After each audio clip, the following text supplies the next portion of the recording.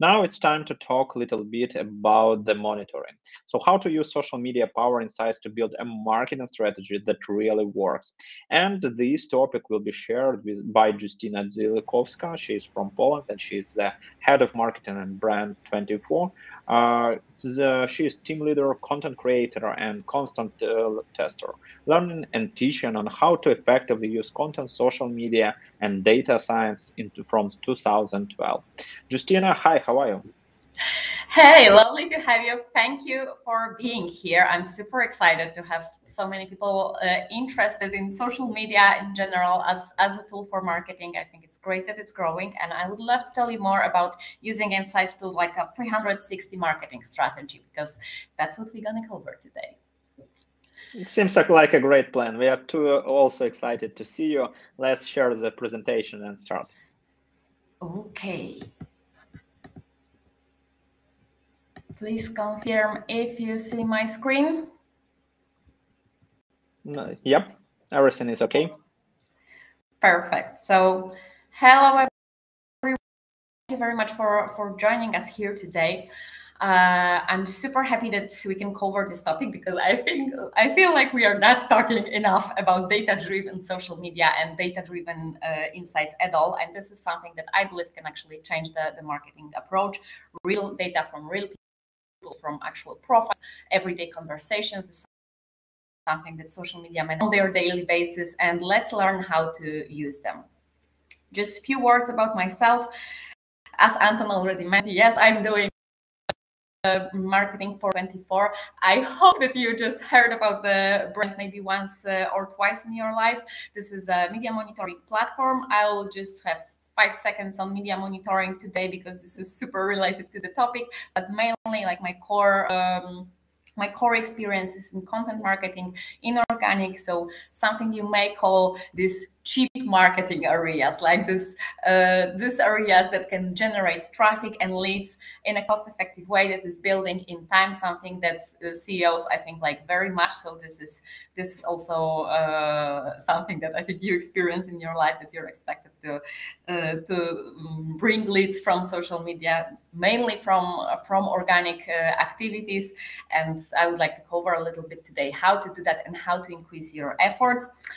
I have quite experience with mainly SaaS companies and IT companies, digital products, and this is maybe just a little bit, it may cause a little bias in my presentation. Like the first thing I think about when I'm thinking about marketing and promotion is a digital product, but I promise you that I did that exercise in my mind whenever I was suggesting something, whatever advice I gave in this presentation. I was asking myself a question. So what if we would have a physical product there? What if we would have like a material thing to be promoted, and what kind of insights we could get on that? What a social, what kind of a social media campaign we could have around it? And I promise you, I did my homework and I really tried to think about global perspective and all types of products we can promote today.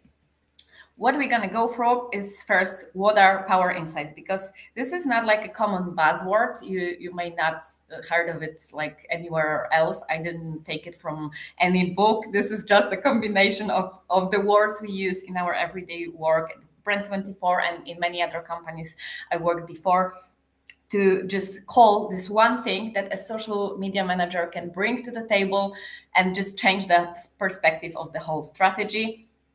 Feel free to use this word, feel free to work on it and give it like its own definition that you would feel would be right for you. I want to talk about the data mining, because you get the insights through the data. Metrics we usually look at as marketers, as social media managers, are not the same metrics we want to look at during the search for power insights. This is a little tweak here that I would like to cover. Small part about our environment, about the infrastructure you have in your company, like how to really deliver the job, because I feel like very often the problem is that people in social media know the certain reality, have the image of the situation of their market, but it's hard to like pass it through the organization. It's hard to really have people interested in it. So I also wanted to give you some tips on building this perspective and building both relation and finding both allies. activating our data, because obviously having them on your computer is not solving any problem, and measurement, which is tricky, because actually I won't have a lot of advice on how to build your dashboards, what metrics you should observe, because this will be very specific and very individual to your company, to your market, to the product you have. This is something you will have to come up on your own, but I have some tricks I would like to share. So first thing, what are these insights? Like, what can we call a power insight? Because I imagine that as social media managers, you look at the numbers all day, all night. You know your reach, you know your engagement rates, you know your number of followers. Is it increasing? Is it decreasing? What are the percentage? But this is not really the information that is changing like the situation of your company, is it? I feel like we are very often presenting the stats that are relevant to measure our work, like we are being checked maybe by our bosses, by the company owners, by the board, if the social media activities are going in the right direction. Is the ROI accurate? Like, are we delivering the reach we're supposed to for the money we're getting? And these are really fair questions. Like, you shouldn't be surprised that people will ask those questions. But today I would like to encourage you to maybe think about other questions that can be asked in the company or are already being asked, but they are not asked to you. Let me give you an example. You're probably part of a marketing team. Times are tough, like all the companies are cutting their teams. Maybe like the marketing team is one person, so you're the social media manager, you're responsible for the strategy, ads, and everything. You can help yourself basically with the data from social media without buying any other tools, without investing in the market reports, without basically any other plan than the organic plan and organic data you're getting from social media platforms. The thing is, we very often like limit those the data to the marketing activities. What I would like to encourage you to do is to look at those data more broadly and think about how they can improve your whole business. So we are all marketing people here, but what if we talk to the salespeople, like not from the perspective that, I know this is a very often conversation between marketing and sales, that marketing is saying to sales that, you're too salesy, people aren't really interested in talking about the product, you need to show bigger context, talk about the problems, the situations they have, things they're interested in. And sales are like, yeah, but you're talking only about the image, like the very soft things that people are interested. And we are really talking to the clients. We know their problems. We know what's there. And in my opinion, this is an unfair perspective. Like, this situation shouldn't happen in 2020 in any companies. Like, marketing people and social media managers have the perspective of people who are interacting with content and buying it. But they also had the perspective of people who are not buying it and who are not interacting with the content or with the offer.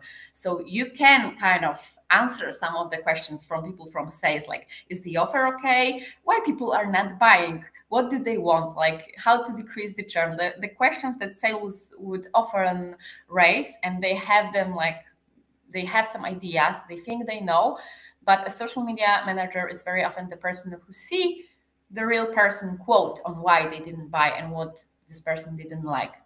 And you can call it a detached like proof, like this is just one quote.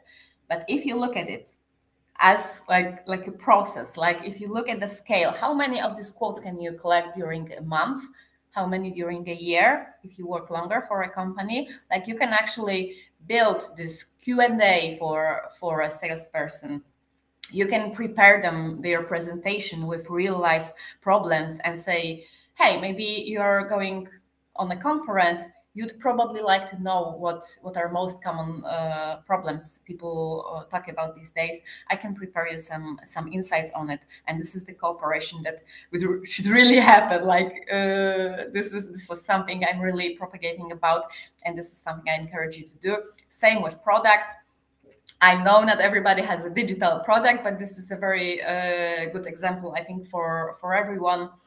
Very often, product people think that they had this survey, and they are asking people what they like about the product, what they don't. They had their NPS, and they feel like they have quite a good idea on what's wrong, what's good about the product.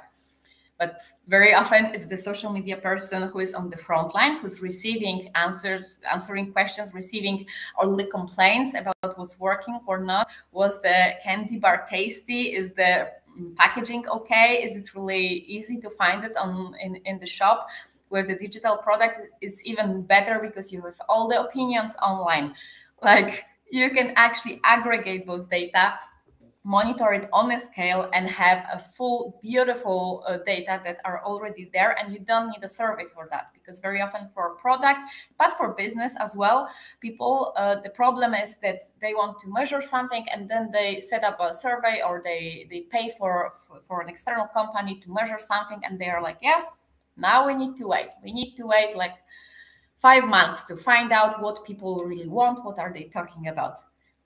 The thing is, they don't have to. Like, there are a lot of stuff is already out there. A lot of stuff have been already talked about. You as social media managers for sure see it, and you're able to, like, if you look for the right thing, if you have the right filters, if you filter the right hashtag, if you join certain groups, if you identify the right influencers that are relevant for your brand, you are able to jump into this discussion and really dig those data for zero money, which is super, I think, super important in these days. And this is something that I think the company would love to hear from you. I know they're not very often, they come and ask, hey, social media manager, can you tell us the business direction? I'm aware it's not happening, but imagine the situation that you're coming to the CEO and saying, hey, business team, would you like to know the trends right now? Would you like to know the situation on the market? Would you like to know how our competitors are doing? I think this is the situation in which no one will fire you, but there is a pretty high chance for a rise. And last case, like your own strategy or your own insights, I'm sure you're doing that. So I'm not gonna dig into this example, but you can measure your content creativity, like what's working or what's not, based on totally different aspects than how many views it has, how many interactions. You can categorize it, you can search for certain hashtags and topics and the sentiment that was delivered in regards to the topic, and try to look at it from a very different perspective. So what I would like to show you further is this data mining process, because I know this is not obvious when we're talking about social media. Why would we do data mining in such areas? Maybe it's obvious. If so, I'm super happy. But the process is pretty clear here.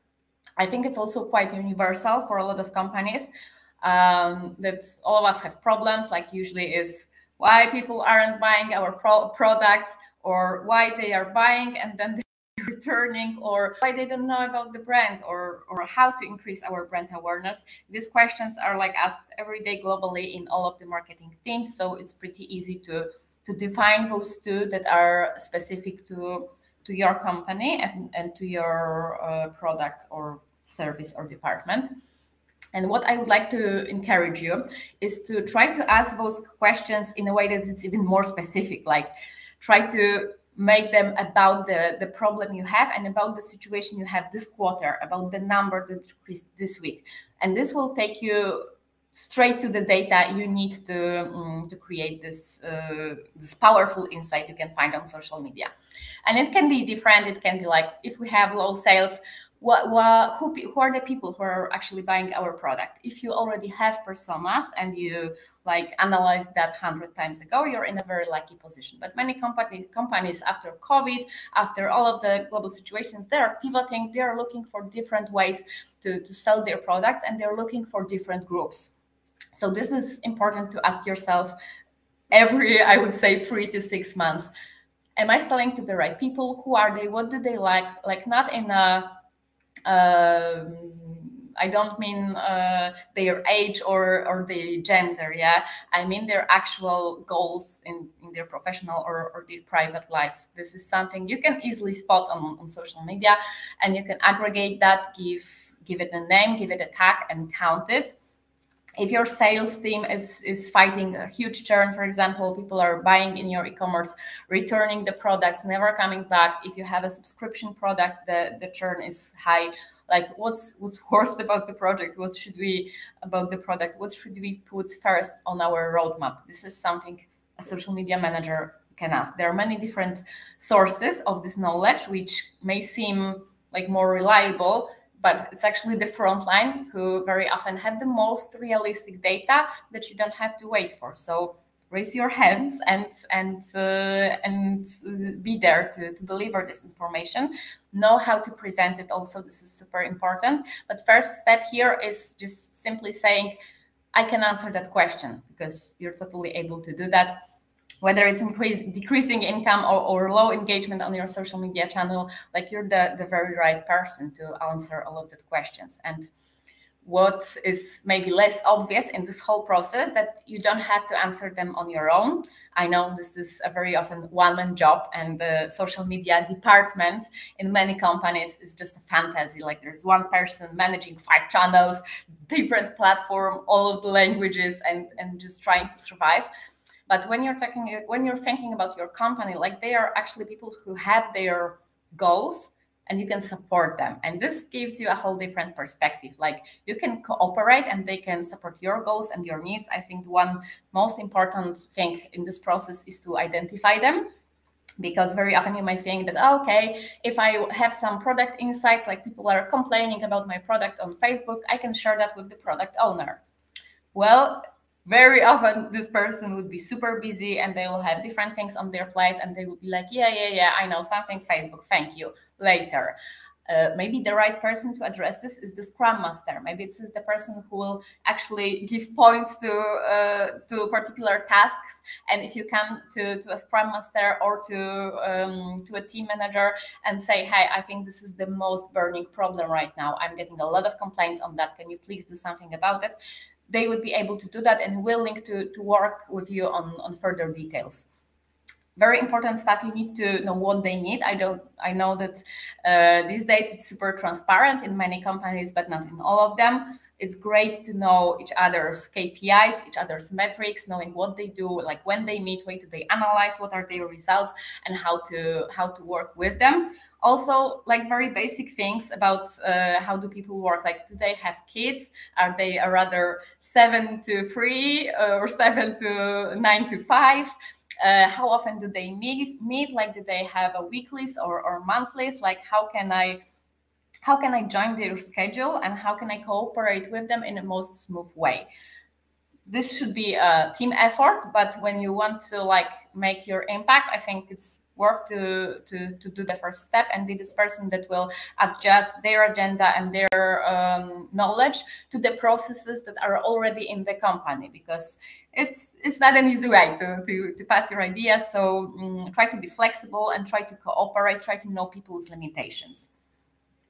And when you're gonna do that, I will try to be super simple about it, because I know like with social media, we already have a lot of super complicated tools and platforms. I would say super complicated processes that are like, in the end, we see one screen or one message or one graphic, and I love the simplicity. But with using Power Insights, it's also a lot about goes to the structure of your work and how you will implement it.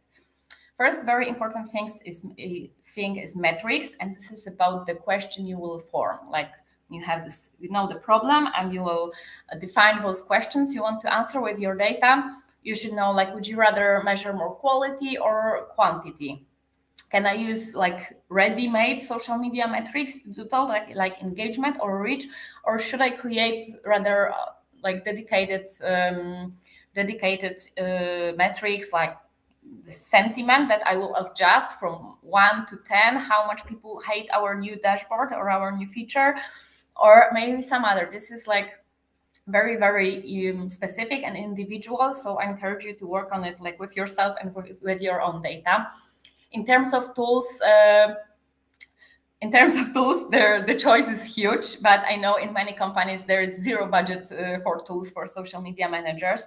But I would like to show you a few examples of the dashboards you already have and the insights like you've probably seen in Facebook or LinkedIn, and take a look at them with the different perspective. You might need to create some dashboards, yes, data, Google Data Studio or some other even free platforms are super useful in aggregating the metrics you will create.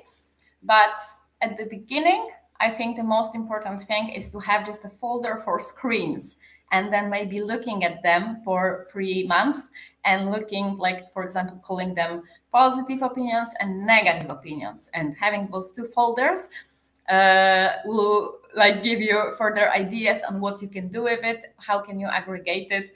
The data structure here is not, at the beginning, it's not the most important thing, but how you will work on it and how you will organize the process around it. For example, it's important to define that, okay, for the next 3 months, I will look at the data, and then I will have the period of processing it, and then I will present it. Like, should it be done asynchronously? Maybe your team is super busy, working globally in different time zone. Maybe the meeting is just impossible. Would be better to have a shared dashboard where you can share it and have different people to discuss about this data. There are different options, and I'm sure you will find the most comfortable and the most reasonable in the environment you have. And just a few examples. Let me check the time, because I know we don't have a lot of time here, and I also want to save time, save space for your questions. Just some of the examples of the insights we had in Brand24. We are Poland-based company. Many of our clients are Polish, so this is quite obvious that Poland was the first country in our Facebook dashboard. But we don't have any clients in Indonesia, and we didn't have any dedicated campaign there. So when we find out that actually a lot of our audience are from there, I wouldn't be surprised if it would be India, because a lot of people live in India. It's possible that high percentage would visit our website, but with Indonesia, it was a surprise. And well, since they actually like our content and they are engaging pretty often, we found a partner on the Indonesian market. We will create some organic content and paid ads for this particular audience. We are in the testing phase with some of the ideas, but some are already working off. So I'm super proud of this discovery. And this is basically free data you get from Facebook without any data mining, even just simply going through your dashboard. Looking at the competition, very often useful for sales, useful for the product team, and for marketing, obviously. Very often you will find what you can think is rubbish here. As you can see, I was hoping to find some better examples, like companies who are doing that better than us. I didn't have much luck with comparisons here, but the companies who Facebook suggest me are like companies that are talking on similar topics. So I can check the trends, I can dig into the audience, I can find new partners, I can find influencers through this simple feature. So if you're planning your next campaign, it's super easy to simply do it from your Facebook data dashboard without any research, without even entering Google. Same with LinkedIn, super useful when you're in the B2B market, because I know we all use Google Analytics, but Google Analytics would never tell me that the third group of my audience works in healthcare services. This is like super personalized profile data about our audience that might be specific to LinkedIn. But if you look at the number of people who engage with our content, this isn't an accident. Like, we have to, this is my plan and my promise for this month, we have to create a dedicated content for this particular group, because obviously they are interested in media monitoring tool. We can see that from the LinkedIn. You can also monitor the trends on the dates. Like, for most companies, the most popular dates for publishing content would be Tuesday, Wednesday, Thursdays. Mondays and Fridays are usually low, but as I say, this is for B2B. Your stat can look totally different. In just 5 seconds to show you what other data I'm working on. I'm sorry to showing you Brand24 and recommending my own tool, but to be honest, this is the only tool I use. So it would be super hard to present you any other metrics and any other dashboards and talk confidently about them, because this is something that we basically use in Brand24 to monitor our own brand. And what is the most important for me? The ratio between positive and negative mentions. This is tricky because AI measure it. So it's easy to get sarcasm or irony as something negative, and we often check that manual. But generally, this ratio should look no worse than this hours. I monitor the number of videos because right now we are considering joining TikTok. I know it's 2020 and we are a marketing company and we are considering joining TikTok. This is ridiculous. But in B2B, like you count your money. Like we get quite a good ROI on content, on organic articles we are creating on our blog, and partnership and influencer marketing. So should we spend another time and energy on creating videos for TikToks? Is it really that popular? Like, is it something that's being talked around in our industry, in our like environment? The presentation before, you heard that people are not really coming for TikTok to educate themselves. This is something we are observing, and if this number like is growing for the recent months, like this is the signal for us that we should really invest in video. We are looking in the non-social media content. This is also important for us to be talked also by big brands and big websites, also for the SEO purposes, but for the credibility and other stuff. And what other metrics? Very, very, very nice. My favorite, I think, feature of Brand24 is this map. For us, it's pretty boring because like we have all the keywords or the hashtags we already know that are being used in terms of social media and media monitoring marketing. But for pivoting company, for a startup that is just showing up at the market, like this is something that can be really interesting. You can dig out great insights, great topics for your content calendar, great topics for your social media content, and great ideas to follow up in your further marketing strategy. I encourage you to test it. Like Brand24 has two-week trial, and you can measure whatever word you like. This is a super cool feature that really helps in doing your media monitoring. And as I promised, when it comes to measuring, I'm not going to be super helpful. Sorry for that. But this is really individual. Like the most important part, I think, is to set up your goals and like know what you want to measure, when do you need it, and what you want to do with this knowledge.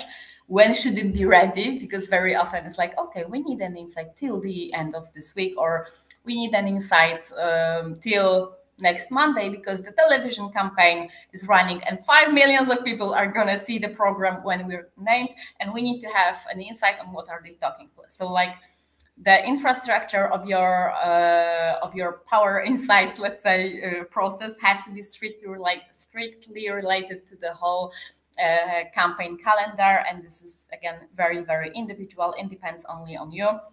When it comes to benchmarks, I think the sales team will tell you that on your first meeting, but also for marketing, it's super important to tell if we're doing good or bad, is to know like the baseline. Like if I know that my positive and negative ratio is that, so the only way to compare it and to know if it's good or bad is to know what are the ratio of positive and negative mentions for other companies, like what are they doing.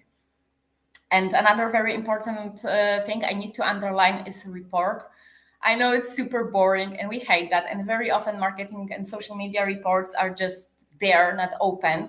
But it's important to talk about them, and whatever insights you will spot, whatever trends you will notice, it's important to discuss it with people and have the scale and have the real numbers and have the data on it, because very often it's easy to underestimate a statement like, oh, there is this trend for. But if you say, hey, I noticed this trend, it has grown like 40% in the recent month, I think we should do something about it. This is a totally different discussion there.